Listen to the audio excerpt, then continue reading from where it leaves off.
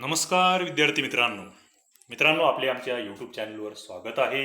मी STI Rohidas Chonde Patil. आजचा आपला topic आहे उच्च न्यायालये व कनिष्ठ न्यायालय. आतापर्यंत या दोनही न्यायालयांवर जे विविध परीक्षांना प्रश्न आलेले आहेत, राज्यसेवा, कंबाईन, सरळ सेवा, इतर वर्ग 3च्या परीक्षा, ते प्रश्न आपण या लेक्चरमध्ये कव्हर करणार आहोत. तर शेवटपर्यंत लेक्चर बघा, नक्कीच तुमचे बरेच मुद्दे या ठिकाणी पूर्णतः परीक्षाभिमुख कव्हर झाले असतील. पहिला प्रश्न जो की खंडपीठांचा आपल्याला माहित आहे, सातत्याने आलेला, मुंबई हायकोर्टचे खंडपीठ कुठे कुठे आहेत. खूप वेळा रिपीट झालेला हा प्रश्न. तुम्ही जुन्या प्रश्नपत्रिका वाचल्यावर तुमच्याही लक्षात येईल. औरंगाबाद, नागपूर, पणजी या ठिकाणी खंडपीठ आहेत, 3 महत्वाचे खंडपीठ. पुढे हायकोर्टचे जे न्यायाधीश असतात यांची नियुक्ती कोणाकडून होते, अशा स्वरूपाचा प्रश्न आहे. तर हायकोर्टच्या न्यायाधीशांची नियुक्ती राष्ट्रपतींकडून होत असते. मित्रांनो, सर्वोच्च न्यायालयाच्या न्यायाधीशांची नियुक्ती सुद्धा राष्ट्रपतीकडून होत असते. परंतु इथे तुमच्यासाठी माझा एक प्रश्न आहे, जेव्हा राष्ट्रपती हायकोर्टच्या न्यायाधीशांची नियुक्ती करतात तेव्हा त्यांना कोणाचा तरी सल्ला घ्यावा लागतो, कोणाशी तरी विचार विनिमय करावी लागते. आपण बघितलेलं आहे, या संदर्भातलं जे लेक्चर आपण पाहिलेलं आहे त्यात आपण यावर चर्चा केलेली आहे. नक्कीच बघा, थोडा विचार करा आणि कमेंटमध्ये सांगण्याचा प्रयत्न करा. हायकोर्टमध्ये 2 पद्धतीचे न्यायाधीश नेमले जाणार आहेत. एक म्हणजे हायकोर्टाचे मुख्य न्यायाधीश आणि दुसरे म्हणजे हायकोर्टाचे इतर न्यायाधीश. तर मुख्य न्यायाधीश नेमताना राष्ट्रपती कोणाबरोबर विचार विनिमय करतील आणि इतर न्यायाधीश नेमताना राष्ट्रपती कोणासोबत विचार विनिमय करतील, उत्तर आले पाहिजेत. बऱ्याच जणांना वाटतं अरे सोपं आहे सगळं, आम्हाला येतंय, मग द्या ना, कमेंटमध्ये टाका, द्या उत्तर, कळेल मला तुमचा किती अभ्यास आहे ते. पुढे आपण जाऊया. हायकोर्टचे खालच्या न्यायालयांवर प्रशासकीय नियंत्रण असते. ते कोणकोणत्या बाबतीमध्ये? आता हायकोर्टचे खालच्या न्यायालयांवर नियंत्रण आहे. खालचे न्यायालय कोणते मित्रांनो? ज्यांना आपण कनिष्ठ न्यायालय म्हणतो, ज्यांना आपण जिल्हा न्यायालय म्हणतो, त्यांच्यावर नियंत्रण आहे. कोणत्या बाबतीमध्ये असते ते? तर नेमणुका असतात, त्याच्यानंतर बदल्या असतात, त्याच्यानंतर सक्तीच्या निवृत्ती प्रकरणं आहे. याच्यामध्ये उच्च न्यायालयाचं इतर न्यायालयांवर नियंत्रण असतं, हे लक्षात घ्या. पुढचा एक 1 लाइनर प्रश्न या ठिकाणी विचारला गेलेला आहे, तो म्हणजे स्वातंत्र्योत्तर मुंबई हायकोर्टाचे मुख्य न्यायाधीश कोण होते? हा प्रश्न मित्रांनो MPSC ला सुद्धा आलेला आहे, कंबाईनच्या एक्झामला, आणि खाली सरळ सेवेच्या एक्झामला सुद्धा आलेला आहे. तर श्री MC छागला हे मुंबई उच्च न्यायालयाचे पहिले न्यायाधीश स्वातंत्र्योत्तर, लक्षात ठेवायचे आहे. पुढे हायकोर्ट संदर्भात काही विधानं दिलेली आहेत आणि मग ते योग्य विधानं निवडायचे आहे. बघा, पहिलं विधान जे आहे, प्राधिलेख अधिकार क्षेत्र, याच्यामध्ये हायकोर्टला सुप्रीम कोर्टापेक्षा व्यापक पॉवर आहेत किंवा व्यापक अधिकार आहेत. हे विधान बरोबर आहे, कारण की प्राधिलेखाचं अधिकार क्षेत्र हे हायकोर्टाचं मूलभूत हक्क आणि कायदेशीर हक्क या दोघांच्या बाबतीत आहे. ते सुप्रीम कोर्टाला फक्त मूलभूत हक्काबाबतीत आहे प्राधिलेख अधिकार क्षेत्र, हे लक्षात घ्या. त्याच्यानंतर हायकोर्ट हे अभिलेख न्यायालय आहे. मित्रांनो, अभिलेख न्यायालय म्हणजे काय हेही व्यवस्थित लक्षात. अभिलेख न्यायालय म्हणजे रेकॉर्डचे न्यायालय. थोडक्यात हायकोर्टने जो काही निर्णय दिलेला असेल तो खालच्या न्यायालयांना त्या ठिकाणी कंपल्सरी असतो, त्याला अभिलेख न्यायालय म्हटलं तर. म्हणजे हायकोर्टच्या न्यायालयाचा निर्णय हा खालील सर्व न्यायालयांना त्यांच्या अंडरमधल्या त्या ठिकाणी संदर्भ म्हणून वापरता येतो, हे लक्षात घ्या. आणि तिसरा मुद्दा आहे, हायकोर्टचे जे निर्णय असतात ते दुय्यम न्यायालयांवर बंधनकारक असतात. दुय्यम न्यायालय, ज्याला आपण कनिष्ठ न्यायालय म्हणतो, जिल्हा न्यायालय म्हणतो, यांच्यावर हायकोर्टचे निर्णय बंधनकारक असतात. पुढचा प्रश्न आहे की 2 किंवा अधिक राज्य आहेत, त्यांच्यासाठी एकच हायकोर्ट त्या ठिकाणी स्थापन करायचं आहे. तर हा अधिकार नेमका कोणाला आहे? 2 किंवा अधिक राज्यासाठी असे बरेच हायकोर्ट आपल्याकडे आहेत, जे 2 किंवा अधिक राज्यांसाठी आहेत. तुम्हाला नक्कीच माहीत असणार एखादं हायकोर्टचं नाव सांगा की जे 2 पेक्षा अधिक राज्यांसाठी असलेला हायकोर्ट आहे.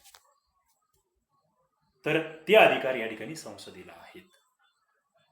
पुढे हायकोर्ट संदर्भात प्रश्न.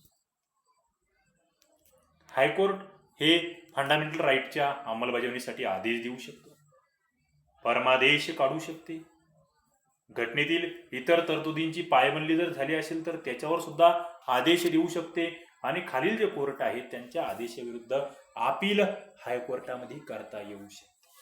मित्रांनो, प्रश्न कोणत्या स्वरूपाचे येत आहेत ते लक्षात घ्या. आता बरेच मित्र, नवीन मित्र जे असतात ते सातत्याने आले की ते राज्यघटना म्हटली की कलमे पाठ करायचा त्या ठिकाणी फंडा वापरतात. बाबा कलम, या कलमानुसार हे, त्या कलमानुसार ते, रट्टा मारायचा, कलमे पाठ करायचे. मित्रांनो, कलमावर कोणता प्रश्न येतो आहे, किती येत आहेत बघा थोडंसं. तुम्हाला त्या कन्सेप्ट, त्याच्यामधले विविध कार्य, विविध नियुक्त्या, नेमणुका, हे सगळे अधिकार क्षेत्र, याच्यावर प्रश्न येत आहेत ते तुम्हाला समजून घ्यावे लागते.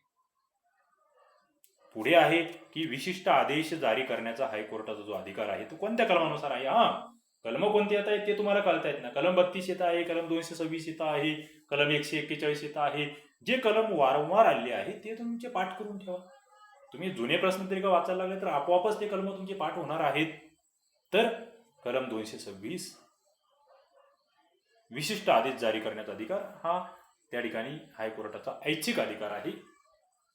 त्या ठिकाणी ते नाकारू शकतात.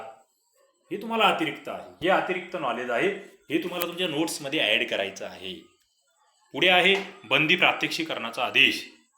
हा शासकीय पदाधिकाऱ्यांसोबतच खाजगी व्यक्तींवर सुद्धा लादता येतो किंवा त्या ठिकाणी तो बजावता येतो, हे लक्षात असू द्या. बंदी प्रात्यक्षिकरण मित्रांनो, रिट्स आपण ज्याला म्हणतो, जे कलम 32 आणि 226 नुसार कोणकोणते रिट्स आहेत बरं, कमेंट बॉक्समध्ये तुम्ही ते जे 5 आदेश आहेत ते मला कमेंट करा. त्यातलं एक तर तुम्हाला बंदी प्रात्यक्षिकरण हा या ठिकाणी उल्लेख आहे, हेबियस कॉर्पस आपण त्याला म्हणतो.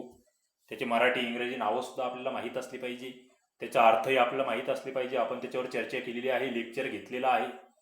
ओके, ते लेक्चर बघत चला, प्लेलिस्टमध्ये जाऊन जुने लेक्चर्स वारंवार बघा. मित्रांनो, राज्य व्यवस्था, राज्यशास्त्र या विषयामध्ये तुम्ही मास्टर बनणार, यात कोणतीही शंका नाही. पुढे आपण जातो आहोत कनिष्ठ न्यायालयांवर कशा स्वरूपाचे प्रश्न आलेले आहेत. बघा, भारतीय कौटुंबिक न्यायालय कायदा 1984 याच्यानुसार कौटुंबिक न्यायालयांची स्थापना झालेली आहे. कनिष्ठ न्यायालयामध्ये विविध प्रकारचे सारी न्यायालय येतात. त्यामध्ये कौटुंबिक न्यायालयावरचा प्रश्न आपल्याला दिसतो आहे. 1984चा कायदा, आणि मग याच्या अंतर्गत महाराष्ट्रातील पहिले कौटुंबिक न्यायालय कधी स्थापन झाले तर ते 1988ला पुणे या ठिकाणी स्थापन झालेले आहे. पुढे जी न्यायपंचायत आहे, पंचायत न्यायालय आपण ज्याला म्हणतो, त्याला वेगवेगळ्या राज्यामध्ये कोणत्या नावांनी ओळखलं जातं अशा स्वरूपाचा प्रश्न आहे पंचायत न्यायालय. तर न्यायपंचायत आहे, पंचायत अदालत आहे, ग्राम कचेरी आहेत, असे विविध नावं ही या ठिकाणी पंचायत न्यायालयांना दिलेली आहेत, ते लक्षात घ्या. पुढे लोक न्यायालय. लोक न्यायालयावर काय प्रश्न आहे तर खटला न्यायालयामध्ये अनिर्णित असतानाही त्या ठिकाणी तुम्हाला लोक न्यायालयात जाता येतं. लोक न्यायालय जे असतात, ज्याला लोक अदालत आपण म्हणतो, या ठिकाणी वादांची अधिक चांगली सोडवणूक होत असते. तसेच त्वरेने म्हणजे कमी वेळेमध्ये आणि कमी खर्चामध्ये लोक न्यायालयांचा निकाल भेटत असतो. मित्रांनो, हे तत्व महत्वाचे आहेत. लोक अदालती संदर्भात आणखी प्रश्न आहेत की यांना दिवाणी प्रक्रिया संहिता अन्वये दिवाणी न्यायालयाचे अधिकार आहे. बघा, हा मुद्दा नीट लक्षात ठेवा. लोक न्यायालयाला कोणते अधिकार आहेत, दिवाणी, फौजदारी, असे ऑप्शन्स त्या ठिकाणी असणार आहेत. दिवाणी अधिकार महाराष्ट्रामध्ये आतापर्यंत 10 ग्राम न्यायालय अधिसूचित झाली आहे, त्याच्यापैकी 9 कार्यान्वित आहे. अशा स्वरूपाचाही प्रश्न येऊन गेला आहे. पुढे विधी सेवा प्राधिकरण कायदा 1987 याच्या अन्वये ग्रामीण न्यायालय जे आहेत यांना संविधानाचा दर्जा, संविधानामध्ये स्थान देण्यात आलं आहे, 1987चा कायदा. मित्रांनो, अशा पद्धतीने उच्च न्यायालय आणि कनिष्ठ न्यायालय याच्यावर जे विविध स्वरूपाचे प्रश्न आलेले आहेत त्यांची थोडक्यात चर्चा आपण या ठिकाणी केली. नक्कीच तुम्हाला हे सगळं या ठिकाणी खूप फायदेशीर ठरत असणार आहे. तुमच्या कमेंट सुद्धा त्या संदर्भातले येत आहेत, तुम्ही अभ्यासही करता आहात, अत्यंत मला सुद्धा त्याचं समाधान आहे. परंतु तुम्ही जर नवीन असाल चॅनलला तर मित्रांनो नक्कीच एकदा चॅनलला सबस्क्राईब करून ठेवा, पुढील नोटिफिकेशन बेल त्या ठिकाणी दाबून ठेवा, म्हणजे तुम्हाला नवीन लेक्चर्स लगेच मिळत जातील. चला, येथे आपण थांबूया. धन्यवाद.